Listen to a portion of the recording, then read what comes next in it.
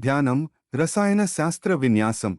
ధ్యానం అన్నది రసాయనిక ప్రయోగశాల లాంటి మన శరీరంలో మన మనస్సులో ప్రతిక్షణం జరిగే రసాయనిక ప్రక్రియల పట్ల మనకు అవగాహన కలిగిస్తుంది.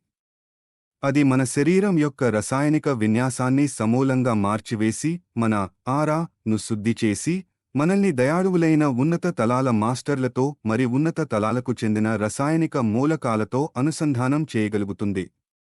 ధ్యానం వల్ల మన అంతరంగంలో నిక్షిప్తమై ఉన్న ప్రేమ, కరుణ వంటి దైవ లక్షణాలు జాగృతపరచబడి వాటి ప్రకటన ద్వారా మనం దేవదూతల సామ్రాజ్యాన్ని ఆకర్షించగల సామర్థ్యాన్ని పొందుతాం. అలా దేవదూతల సహాయంతో ఆత్మపరిణామం చెందే మనం సరిక్రొత్త దృక్పథాలతో, సరిక్రొత్త ఆలోచనా విధానాలతో అడుగులు వేస్తూ మన ఆత్మప్రగతికి ప్రమాదం కలిగించే వ్యక్తుల నుంచి సంఘటనల నుంచి మనల్ని మనం కాపాడుకుంటూ ఉంటాం. మన శరీరంలో ఉన్న వినాళ గ్రంథులలో నాడీ మండలంలో అనేకానేక రసాయనిక ప్రక్రియలు నిరంతరం జరుగుతూ ఉంటాయి.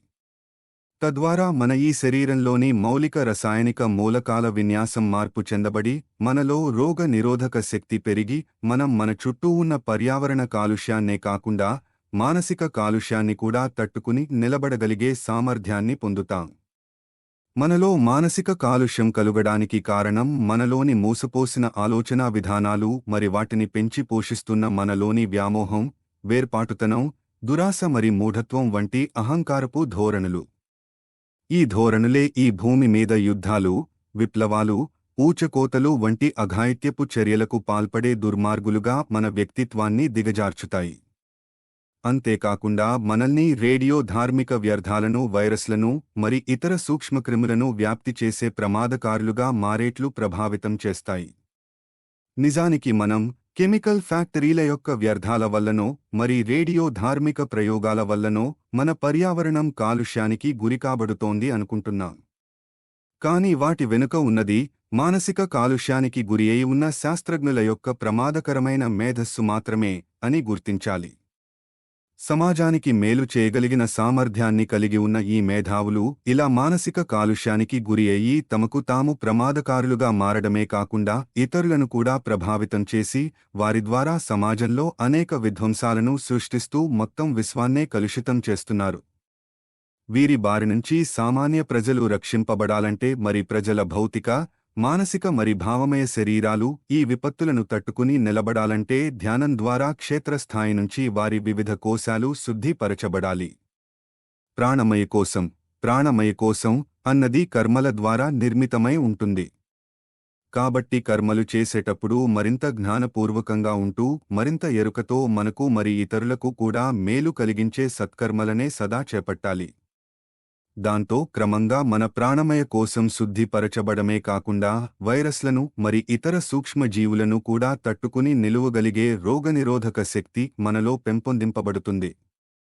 భావమయ కోశం అన్నది కోరికలతో, భావాలతో, ఆకాంక్షలతో ఆశయాలతో నిర్మితమై ఉంటుంది. అవి స్వహితంతో పాటు పరహితార్థాలు కూడా అయినప్పుడు మన భావమయ కోశం ఉన్నతీకరించబడి మరింతగా పటిష్ఠీకరించబడుతుంది. అలా ఉన్నతీకరించబడిన మన భావమయ కోశం కోపం, డాంబికం, ఈర్ష్య, అసూయ, ప్రతీకారం వంటి నకారాత్మక భావాలకు ప్రభావితం కాకుండా ఉంటుంది. మనోమయ కోశం అన్నది ఆలోచనలు, ధ్యానం, తర్కం, తార్కికం సృజనాత్మకతలతో నిర్మితమై ఉంటుంది. ఇవన్నీ కూడా లోక కళ్యాణార్థం వినియోగింపబడి నప్పుడు మన మనోమయ కోశంలోని రసాయనిక మూలకాల విన్యాసం మార్పు చెందబడి మనం ఈ విశాల విశ్వంలో ఉన్న సౌరమండలాలకు, నక్షత్ర మండలాలకు మధ్య అనుసంధానకర్తలుగా మారి మన జీవితాన్ని సర్వశ్రేష్టమైన గమ్యానికి చేర్చుకుంటాం. ప్రస్తుత జన్మతో వచ్చిన మన కుటుంబ వారసత్వం నుంచి మనం విశ్వవారసత్వం దిశగా నడుస్తూ మన జీవితాన్ని సాధారణ రసాయనశాల నుంచి నక్షత్ర రసాయనశాలగా ఉన్నతీకరించుకుంటాం. అందుకే ఉదయం కళ్ళు తెరచి నిద్రలేచిన దగ్గరనుంచి మళ్లీ రాత్రి కళ్ళు మూసేంతవరకు ప్రతిక్షణం మన శరీరంలో జరిగే ఈ రసాయన ప్రక్రియ విన్యాసాల పట్ల మనకు ధ్యానపూర్వకమైన సంపూర్ణ అవగాహన ఉండాలి.